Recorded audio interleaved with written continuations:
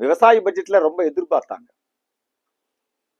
இந்த பால் உற்பத்தியாளர்களுக்கான, கரும்பு விவசாயிகளுக்கான, அப்புறம் விவசாயத்துக்கான பாசன வசதிகளை மேம்படுத்துவது, இது மாதிரி எந்த விதமான திட்டமும் இல்லை. ஏற்கனவே மத்திய அரசு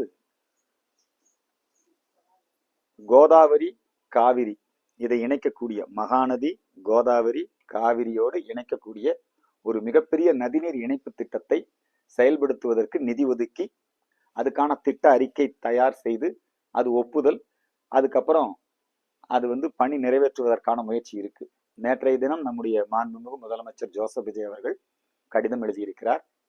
அதாவது அந்த திட்டத்தை காவேரி, குடகனாறு அந்த இணைப்பு திட்டத்தோடு சேர்த்தினால் எங்களுக்கு நீர் ஆதாரங்கள் மேம்படும் சொல்லியிருக்காரு. நியாயமான கோரிக்கை.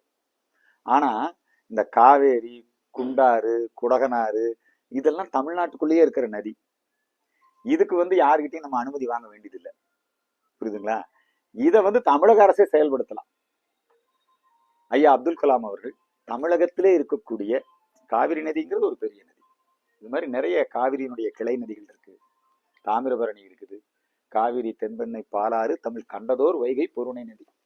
இந்த நதிகளை எல்லாம் இணைக்கலாம்.